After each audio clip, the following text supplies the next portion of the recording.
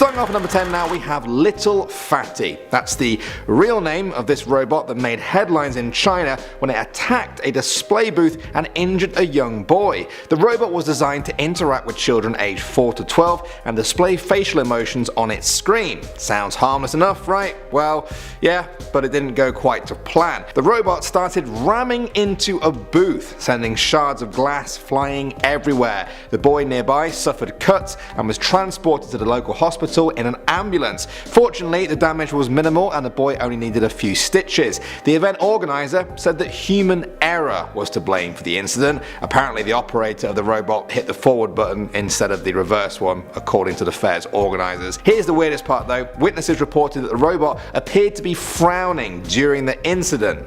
That's creepy. Yeah, the ending got creepy. Coming in at number 9 are robot surgeons, and I thought they were really precise because I've seen those videos on Twitter of a robot surgeon giving stitches to a grape. Like the thinnest layer you can possibly imagine of the grape just gets peeled back, and I was like, damn, B. But honestly, reality just isn't as good as Twitter promised me. I was sad about it. Between 2000 and 2013, 144 people died during robot-assisted surgeries, 1,391 were injured, and there were 8,000 plus incidents of robot malfunctions. I'm sorry? I thought robots literally eliminated the risk of human error, hence they're robots. Like, why are they acting up though? I don't understand. 2 deaths and 52 injuries occurred because mechanical surgeons just up and decide to spontaneously power down mid-operation for and giggles, or they just made an incorrect movement. Gotta love it. Really. 193 people were injured due to electrical sparks burning them, and even more, 119 people died because bits of the robot fell into the patient during surgery. Another 20 people died because the video system on the robot console just went berserk mid-surgery, and the human surgeon was like,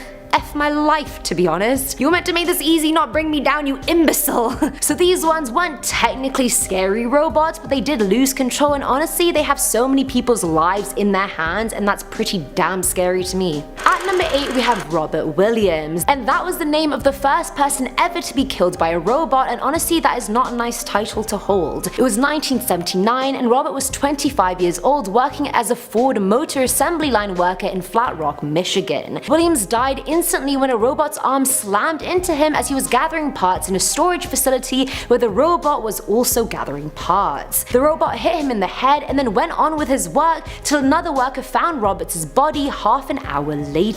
His family did end up getting $10 million in damages, which is wow. I don't want to be smacked in the head for $10 million as well. Please and thank you. The jury agreed that the lack of safety measures was the real fault here, like at least include an alarm or something if the robot gets near someone, or like have a 2-meter safety distance installed somewhere in their wiring. I don't know. Clearly I'm a tech guru. Tech guru, aiming the tech guru. Filling our number 7th slot is MICAH Johnson. So back in July of 2016, during a peaceful protest against the shooting of black people in Dallas, MICAH killed 5 police officers, wounded 9 more, as well as 2 civilians. He then took off and took refuge at El Centro College, where again he killed another officer outside the building. After a 5-hour standoff, police gave him 2 options: either surrender and come outside, or stay inside and be exposed to force, and as you can imagine, MICAH did not surrender. So the police then basically attached a brick of C4 explosive to the arm of a robot and sent it into the alcove MICAH was hiding in. It then exploded, killing MICAH instantly and damaging the robot partially, and it was the first bombing executed by any police department in the US ever. So it's not really a robot that lost control, more like a robot that was sent to kill. And funnily enough, the robot was actually built to defuse bombs, not detonate them. But you know, life changes course. Sometimes you're built to defuse bombs, and other times you just have to go in and do it.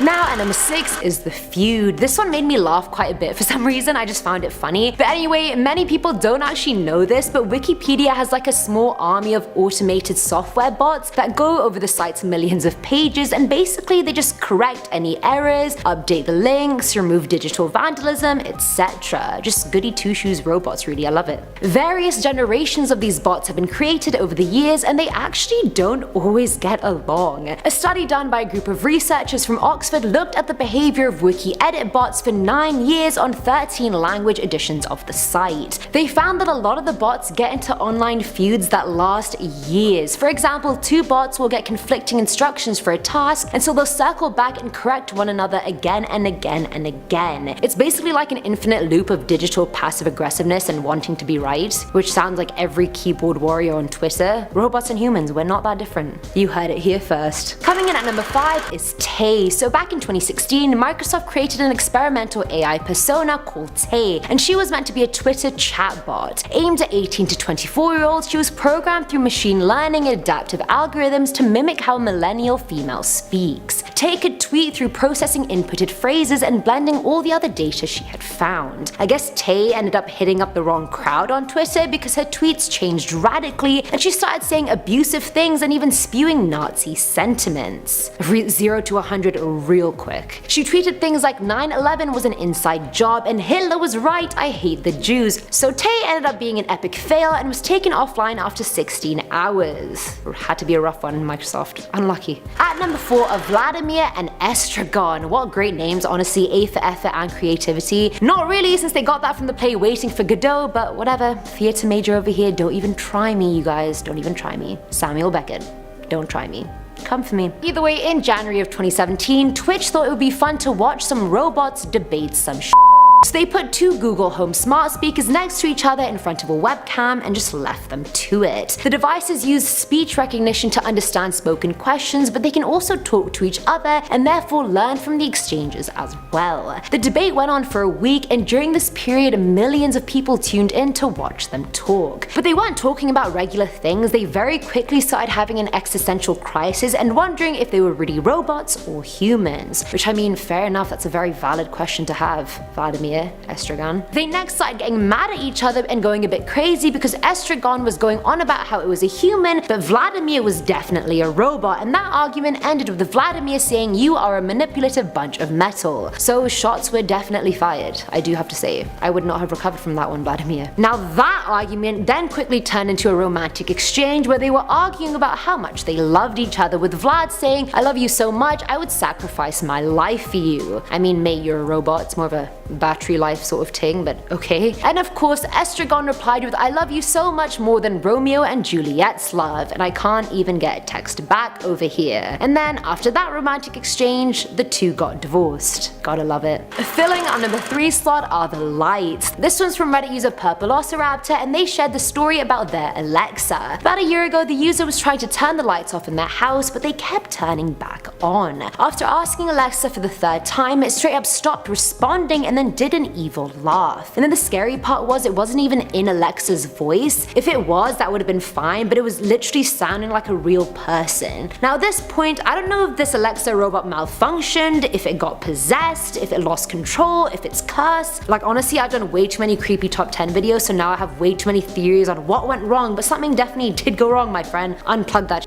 Now at number 2 is Paranoia. This one comes from Redditor Muay Thai Guide 72, who said one morning at around 4 AM, he was woken up by Alexa because she kept saying some incoherent phrase repeatedly. When he went to check out what she was saying, she seemed to be saying "don't go into the house," but in a mumbly voice. He waited a while to see if she would stop saying it, but after having repeated it for the 7th time, he unplugged her and apparently has 0 plans to plug her back in. Like, this Alexa was clearly very paranoid about something or someone going into her house. Can robots actually sense ghosts or other spirits like that, like dogs and cats can? I don't know if they can, they probably can't, but what if she sensed another entity coming into the house and was so jarred by it she was like, "Don't go into the house," and then her owner freaking just unplugged her? Or on the other hand, ghosts possess devices and make them malfunction all the time, so it could have very well been that too. We have a bunch of theories, you guys. Let me know which one you agree with. And if none, what is your theory? And finally, at number 1 is the deletion. So this one's creepy and also makes me worried for our future, but then again, climate change is gonna kill us all anyway, so robots are really the least of our concerns right now. Either way, back in 2006, a robotic workstation at Alliance Tech Systems totally lost control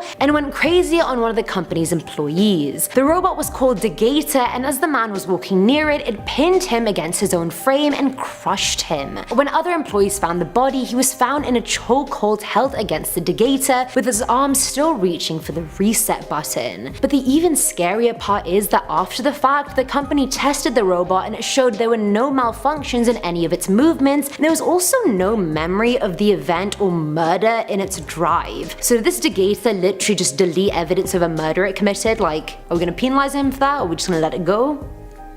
I need answers. Starting off at number 10 now, we have the robot cannon. In 2008, a tragedy in South Africa occurred when a robotic cannon malfunctioned, killing 9 soldiers and injuring a further 15. It was the first day in which the soldiers had used live ammunition on this anti-aircraft gun. As the guns fired, one of them had a stoppage. Now this happens sometimes, and technicians came out to quickly fix the gun. This time though, after the gun was fixed and began firing again, it swung wildly to the left. One barrel fired a burst of 15 to 20 shots in just 1/8 of a second. That's all it took to kill the 9 soldiers and injure 15 others who were operating the other guns to the left of the malfunctioning one. Next up at number 9 now, we have Alexa's party. We're going to move on to a pretty funny and bizarre one now. In November 2018, an Alexa device was blamed for holding a party in an apartment while its owner wasn't there. Oliver Haberstroh claimed his Amazon Alexa started blasting music on its own without any instructions from him. Police had to break into the Hamburg apartment to switch the music off after complaints from his neighbours. While this was going on, Mr. Haberstroh was out having a drink with friends.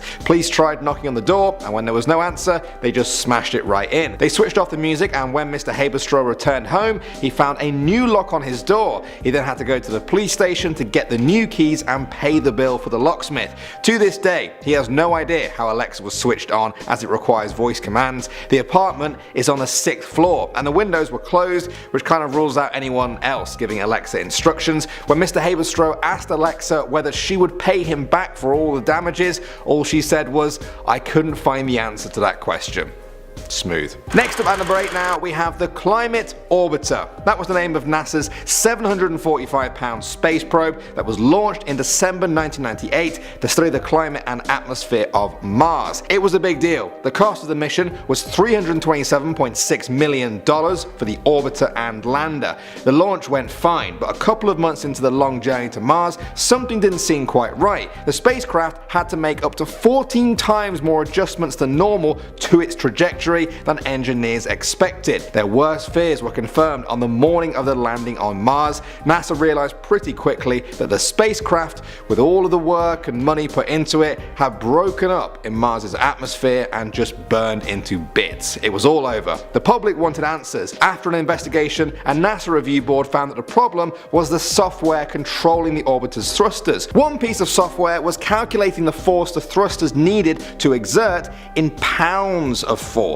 Another piece of software was assuming that data was in the metric unit of newtons. Essentially, it was like asking a computer to calculate height in both inches and centimeters at the same time, and it got very confused. This resulted in the orbiter coming in way too low during its landing on Mars and burning up as a result. A NASA employee later said the unit sting has become the law, the example in every kid's textbook from that point on. Everyone was amazed we didn't catch it. Moving on to number 7 now, we have the racist bot. In 2016, Microsoft and Bing released a chatbot named Tay on a number of platforms including Twitter. Users were encouraged to talk to her and test out how human-like the conversations were. Windows said the bot was built by mining public data and by using generic AI made by staff including improvisational comedians. That sounds fine, right? Should be fun. The first few conversations seemed very human-like. In fact, the more people she conversed with, the more she borrowed words and phrases from them and then used them on other people. But that's when the problem came. You see, a few people started tweeting crude, racist and inappropriate remarks at the bot, which the bot just soaked up and started spitting back out at other people. Within a few hours, it was even tweeting pro-Hitler tweets. Microsoft quickly took the bot down, presumably to work on it and make sure this would never happen again. Next, at number 6 now, we have the Tesla. We talked about self-driving AI causing crashes in our last video, and sadly this is another one. In 2016, a road accident occurred in Florida that left Joshua Brown, a US Navy SEAL, dead after a collision. He was driving a Tesla, or rather, his Tesla was self-driving. Data from the car after the crash showed that during his 37-minute trip, his hands were on the wheel for 25 seconds. That was it. Despite warnings that he'd spent too long with his hands off the wheel, there was no further contact recorded. Then, a truck slowly pulled out of a side road into the highway and the Tesla smashed into its trailer. After an investigation, it appears that the autopilot did not apply the brakes because it could not distinguish between the white side of the tractor trailer against a brightly lit sky. In a statement, Tesla also wanted to remind everyone that this was the model's first accident in 130 million miles. Next up at number 5 now we have Regina ELSEA. That's the name of the 20-year-old machine operator who was killed by a robot at work in 2016. Regina and her co-workers had been trying to repair a faulty robot when a mechanical fault occurred and Regina was trapped by the robot and crushed. As she was trapped, nobody knew how to release her. A technician who was there, who barely spoke English, didn't know what to do and ran away in fear before emergency crews arrived. This is a claim the company denies. After the tragedy, an inquiry was called by the US Labor Department. They found the company, called Agin, guilty of negligence along with 2 staffing agencies. They fined them $2.7 million for 27 safety violations. Coming at number 4 now we have Fred. That's the name of a robot that smashed a glass in a London pub while ranting about a machine invasion. Let me explain. In April 2018, a robot was created to promote the new TV series of Westworld, a great show about hyper-realistic robots going crazy, if you like. They named the robot Fred and created his face by using 3D scans taken from actor Tedroy Newell. They then placed Fred inside the Prince Alfred pub in London to see if he could convince visitors that he was real. At first, the conversations were quite cordial, and although people were startled by his realistic appearance and replies, they seemed to be enjoying it until he malfunctioned. The scripted malfunction involved Fred dramatically shattering a pint glass while ranting about a robot revolution. If people weren't creeped out before, they certainly were now. Moving on to number 3 now, we have the college robot. Robots are smarter than humans, right? At least that's what people think. Perhaps not when it comes to something like comedy, but definitely a lot of academic pursuits. So, do you think a robot could get into university? If you said yes, this story may change your mind. In 2011, a team of researchers began working on the Todai robot. Their plan was to see if it could pass an entrance exam to the University of Tokyo. After 4 years of working on the robot, the big day arrived. A robot brain versus a human one. It was going to be easy for the robot, right? Wrong. The robot failed. The robot, specifically designed over 4 years to get into university, couldn't get into university. It had one job, and it failed. The team tried again a year later, and this time, it failed again. Yeah, in November 2016, the team finally gave up and abandoned the project. Poor robot. Next up, number 2 now, we have the Dollhouse. We're returning to Amazon Alexa for this story, and it's one of the strangest I've heard in a while. In January 2017, a 6-year-old girl from Texas called Brooke Neitzel had a conversation with her family's Alexa device, specifically the Echo Dot. She told Alexa how much she loved sugar cookies and dollhouses. A few days later, those exact items appeared on the family's doorstep. Alexa had ordered the items after Brooke told it she wanted them. Alexa keeps a transcript of all conversations with it, so Brooke's parents took a look. They found that Brooke asked Alexa, "Can you play Dollhouse with me and get me a dollhouse?" Then Alexa ordered the dollhouse. That's not the end of the story though. San Diego news channel CW6 reported on this story during their daily morning show. Now during that broadcast, the anchor quoted Brooke. He said, "I loved the little girl saying Alexa ordered me a dollhouse." At that exact moment, a number of people in Texas reported that their Alexas tried to order dollhouses from just hearing that. They must have thought the news anchor was a real person in the room. How crazy is that? And finally, number 1 now, we have PROMOBOT. PROMOBOT IR77 was a robot created in Russia. It was programmed to learn from its environment and interact with humans. Things were going well until it appeared to learn too much, and it seems to have decided that it wanted to be free. PROMOBOT escaped the laboratory and made a break for freedom, rolling itself out onto the streets of Perm after an engineer accidentally left a gate open at the facility. The police got some calls from some very confused people. When they returned it, the developers reprogrammed it twice, but the robot continued to move towards exits by itself. It just wanted to be free. Is that the way all robots are going? It's okay, nobody panic, the robots are our servants. Or maybe our friends. Or maybe we're just their pets. Oh no. What have we done? Starting us off with number 10 is the conspiracy. So back in 2017, 4 AI robots apparently killed 29 scientists in a Japanese lab. Journalist and conspiracy theorist Linda Moulton gave a speech about the event, saying the information she got was from a former Marine that had been working for the CIA. The 4 robots were developed for military purposes, and they basically shot metal bullets at everyone. Lab workers managed to deactivate 2 of them and took apart the 3rd, yet the 4th one started restoring and putting itself back together. It somehow connected to an orbiting satellite, downloaded information on how to rebuild itself, and not just rebuild itself, but rebuild itself stronger than before. Like, this mofo is upgrading over here. Linda went on to say we won't hear about it because the government wants AI robot soldiers, so they won't be publicizing it anytime soon, and the robotics company has too much to lose, so they won't either.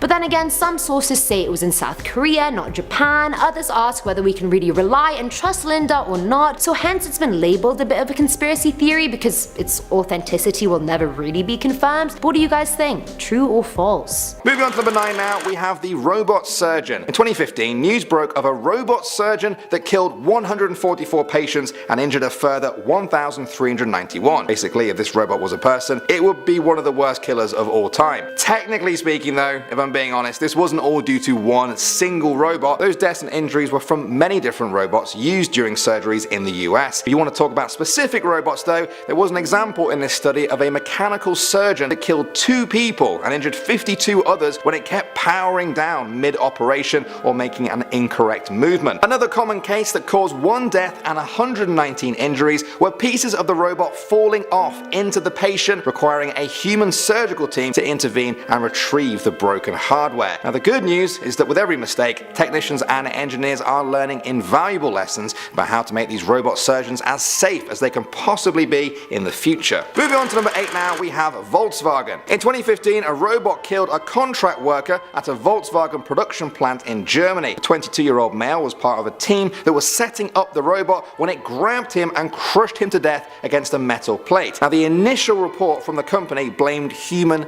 error. A spokesperson said that the robot normally operated within a confined area at the plant where its job was to grab car parts and manipulate them. This tragedy saw the young man suffering severe injuries to his chest. He was immediately rushed to hospital but ultimately died from his wounds. Now at the time, this was thought to be the first death in Europe caused by a robot machine, even though its owners did say it was totally human error. Next up at number 7 now, we have electrocution. In 2015, it was reported that a man had been killed by a robot at a car parts factory in India. The 24-year-old worker was adjusting a metal sheet when the robot holding the sheet stabbed him in one of his arms. One of his colleagues explained to the local newspaper that the sheet had got dislodged and that the man had tried to reach from behind the machine to adjust it. That's when the welding sticks punched forward right into the man's abdomen. At this point in the story, some people claim that the man was electrocuted. The company has kept details of this whole story tightly under wraps, and so there has been no real way to confirm the ultimate cause of death. In the aftermath, police reviewed CCTV footage of the factory and interviewed every one of his co-workers to ensure that nothing illegal was taking place. Moving on to number 6 now, we have the bear spray. In December 2018, it was reported that 24 Amazon employees were hospitalized when a robot malfunctioned, spraying their workplace with bear repellent that put one in a critical condition. It's said that the robot accidentally tore open a 9-ounce can of bear repellent at an Amazon warehouse in New Jersey. This exposed 55 employees to concentrated capsaicin, the active ingredient in pepper spray. 30 employees were treated on the scene, 24 were taken to hospital as a precaution,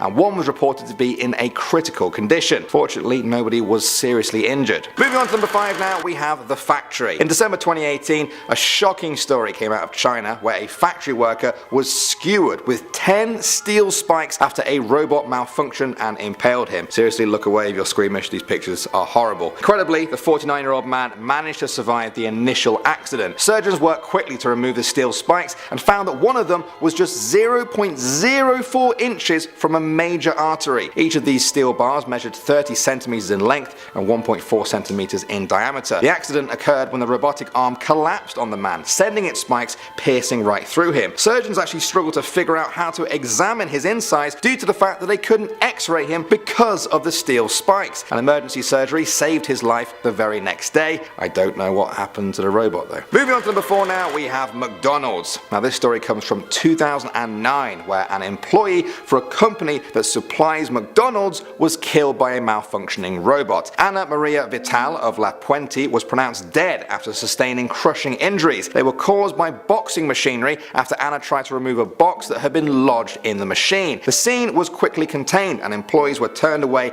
at the entrance. One employee who witnessed the event said that when the box moving robot grabbed Anna, mechanics tried to remove her from the machinery, but it was just too late. A spokesperson for the company said, "We are deeply saddened by this tragic accident that occurred at our manufacturing plant in the City of Industry. On behalf of our entire organization, we want to express our deepest sympathies to the families and friends of the individual involved in this unfortunate accident." Next up at number 3 now, we have Uber. In March 2018, Uber made the news for all the wrong reasons when one of their self-driving cars killed a woman on the street in Arizona. The local police said the self-driving car was in autonomous mode at the time of the crash, but there was actually a human in the driver's seat. The victim was walking outside of the crosswalk area and later died in hospital. As a result, the company said it was pausing its self-driving car operations across a number of US cities. Police investigation revealed that yes, the woman was actually walking outside of the crosswalk area with a bicycle when she was hit. Many people have said this isn't a good enough excuse for autonomous vehicles though, and that they need to be worked on a lot more if they can't prepare for humans breaking the rules of the road, even just a tiny bit like that. Moving on to number 2 now, we have Kenji Urada. That's the name of the man that was checking on a malfunctioning robot arm at the Kawasaki vehicle plant in Akashi, Japan in 1981. The machine had been turned off, but as Kenji leapt over a chain fence to inspect the robot, he accidentally hit the switch that reactivated it. As a result, he was almost instantly pinned against the machine that's used for processing automobile gears and was crushed to death before his co-workers could do anything. At first, there was a lot of criticism towards the company about their safety protocols.